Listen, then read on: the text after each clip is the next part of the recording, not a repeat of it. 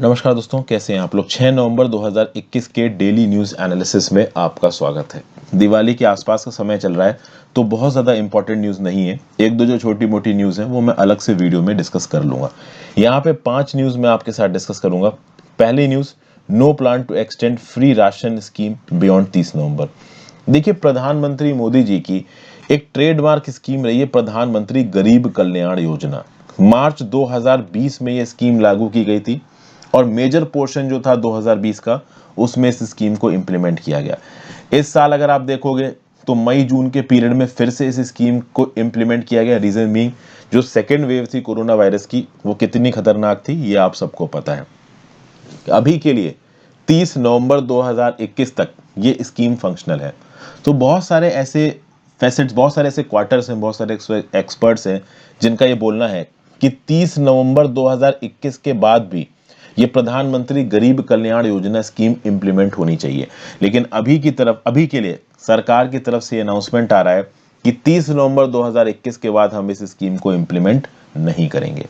अगर आपको याद ना हो तो मैं आपको याद दिला दूं, नेशनल फूड सिक्योरिटी एक्ट के अंदर फेयर प्राइस शॉप्स के थ्रू जो भी पीडीएस के अंदर सस्ते में अनाज बांटा जाता है लोगों को, उसके अलावा 800 million 80 crore ration card holders को प्रधानमंत्री गरीब कल्याण अन्न योजना के अंदर थोड़ा और राशन दिया जाता है।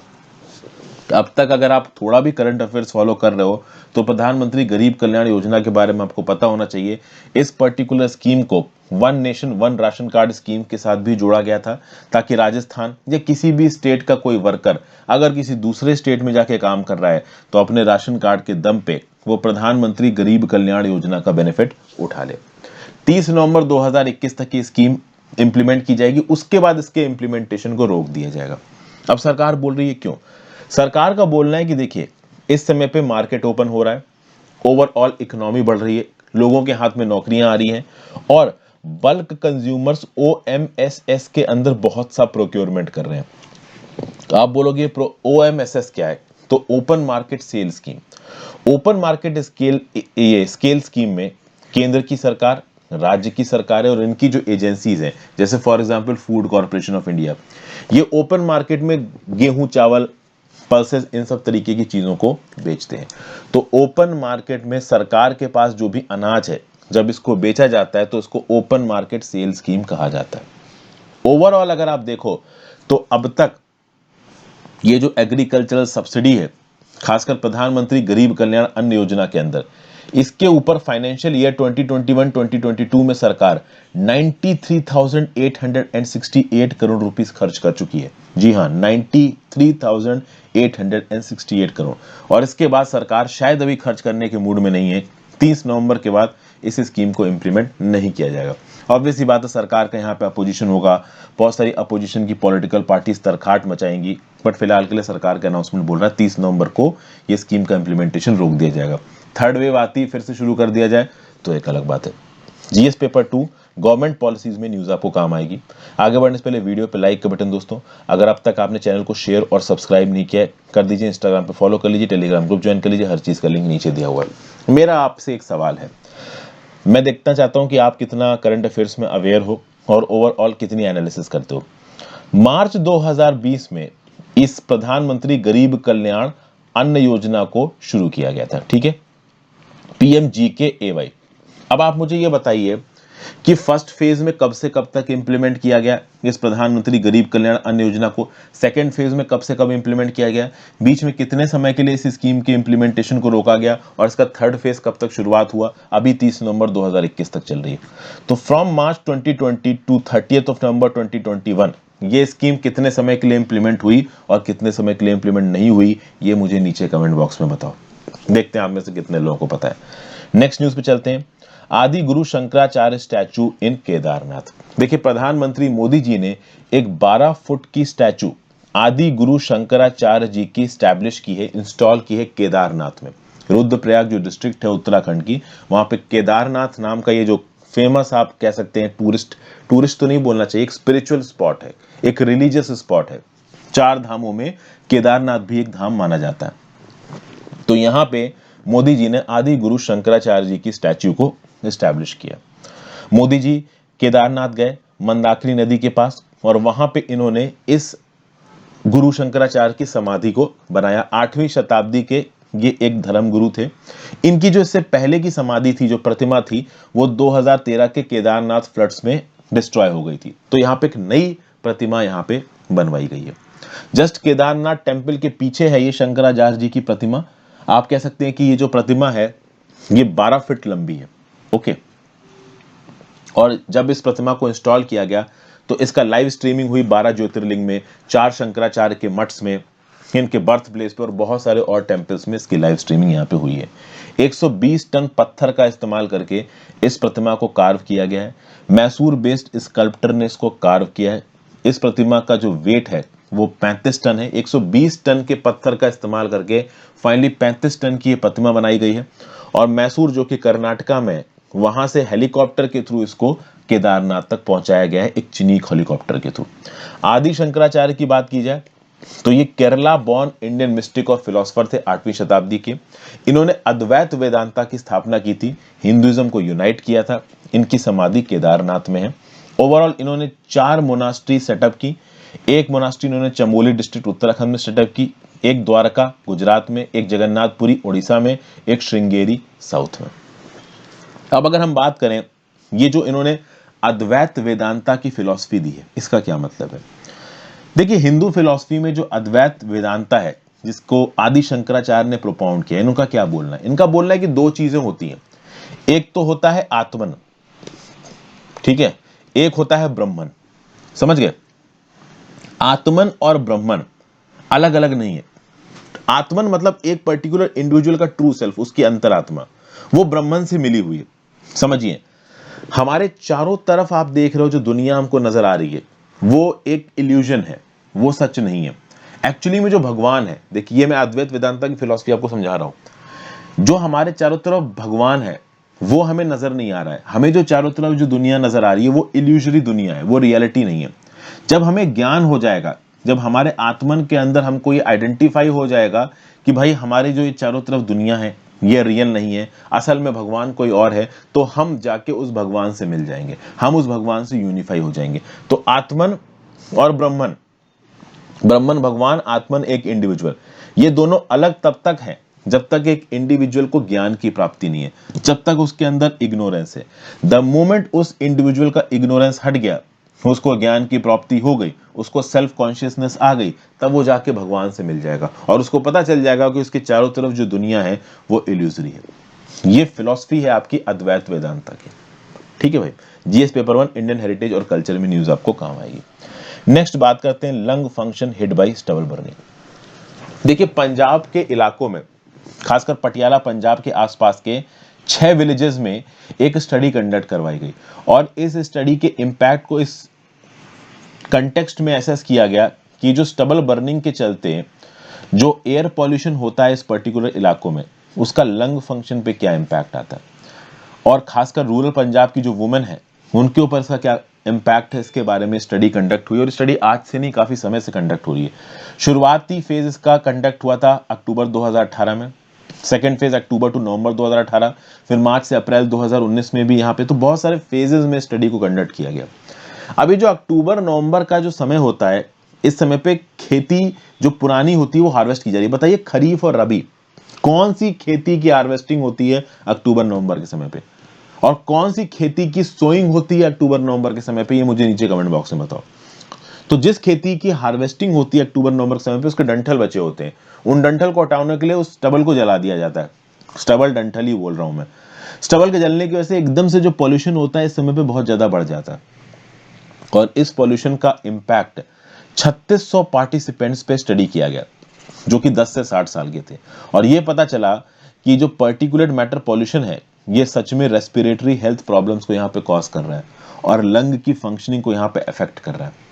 और इसमें जो सबसे ज्यादा अफेक्ट कर रहा है वो है कंसंट्रेशंस ऑफ PM 2.5। ये जो पर्टिकुलेट मैटर होता है 2.5, ये इतना छोटा होता है, इतना माइन्यूट होता है, इतना मिनिस्क्यूल होता है कि आपके नॉस्ट्रल्स के थ्रू आपके लंग्स में पहुंच जाएगा और आपके लंग्स को इन्फेक्ट कर देगा।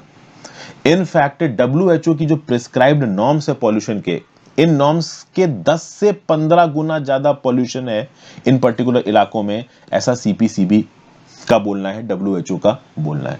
तो कुल मिला के ये जो स्टडी है, वैसे तो देखिए मैं आपको बता दूं कि दुनिया भर की डेवलप्ड कंट्रीज में एयर पॉल्यूशन के इम्पैक्ट को लेके काफी स्टडी होती है, लेकिन ये पंजाब के आसपास के इलाके में पहली ऐसी होलिस्टिक स्टडी है जो कि इंडिया बेस्ड है और हमको एयर पॉल्यूशन के डेंजरस आउटकम्स के बारे में बता रही है। अब हम उसके ऊपर कितना एक्ट करते हैं वो एक अलग बात है। लंग फंक्शन का डिक्लाइन देखने को मिला PM 2.5 कंसंट्रेशन के चलते। PM 2.5 कंसंट्रेशन के चलते मेन के अंदर लंग फंक्शन में 10 से 14% का डिक्लाइन देखने को मिला और वुमेन के अंदर 15 से 18% का डिक्लाइन देखने को मिला। इस स्टडी को कंडक्ट करने में the energy resources institute Delhi, all India institute of medical sciences Delhi के लोग और पंजाब एग्रीकल्चर यूनिवर्सिटी के लोग इन्वॉल्व थे। GS paper 2 issues relating to health में न्यूज आपको काम आएगी। अगर अब तक आपने वीडियो पर लाइक का बटन नहीं दबाया दोस्तों, जरूर दबा दीजिए। कमेंट करके आप प्लीज इस वीडियो के एंगेजमेंट को बढ़ाएं। इंस्टाग्राम पे फॉलो कर लीजिए, टेलीग्राम ग्रुप ज्वाइन कर लीजिए, दोनों ही चीज़ों का लिंक नीचे दिया हुआ है और हो सके तो ज्वाइन बटन दबा के जरूर हेल्प करें।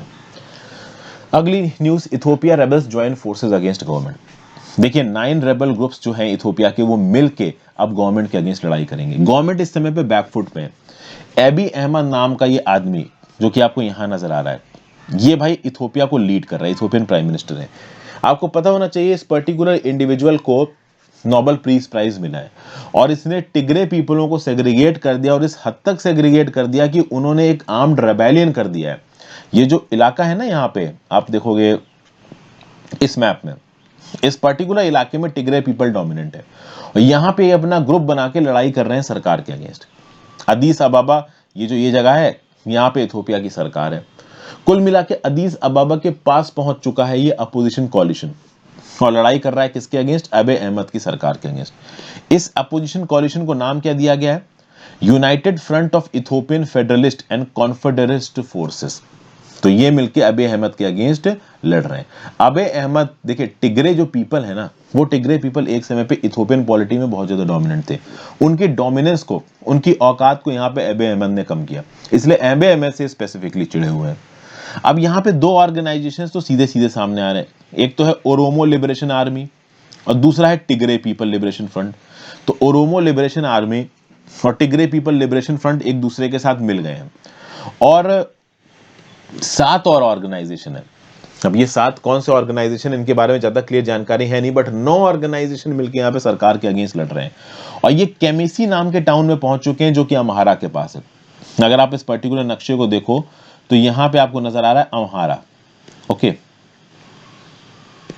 ये था अम्हारा। यहां पे केमेसी नाम के पॉइंट के पास पहुंच चुके हैं और ये ज्यादा दूर नहीं है अदीस अबाबा से।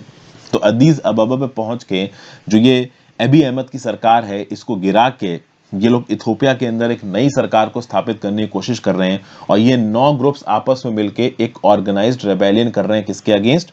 इथियोपिया की सरकार के अगेंस्ट।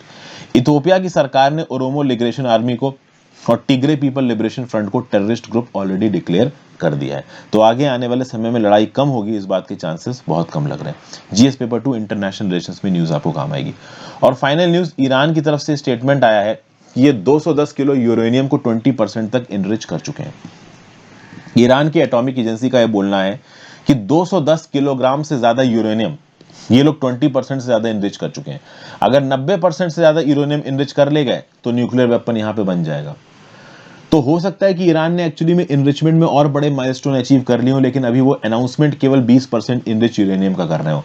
जबकि 2015 की जो डील थी ना, joint comprehensive programme of action, जिसमें P5 5 permanent members plus 1 Germany ने मिलकर ईरान के साथ एक डील स्ट्राइक आउट की थी, उसमें ईरान को केवल 3.67% तक का न्यूक्लियर इनरिचमेंट की परमिशन दी गई थी। और अब ईरान ओपनली बोल रहा है कि हम 210 किलो तक 20% तक एनरिच कर चुके हैं। 29 नवंबर से वियना में फिर से यूरोपियन यूनियन, ईरान और यूएस मिलकर बातचीत शुरू कर देंगे JCPOA पे। JCPOA में क्या कहा गया था कि ईरान न्यूक्लियर वेपन्स डेवलप नहीं करेगा और ईरान के ऊपर से हम सैंक्शंस हटा देंगे। डोनाल्ड ट्रंप ने इस पर्टिकुलर डील से पुल आउट कर लिया, ईरान के ऊपर फिर से सैंक्शंस आ गए और ओवरऑल ईरान ने अपने न्यूक्लियर इनरिचमेंट को फिर से शुरू कर दिया।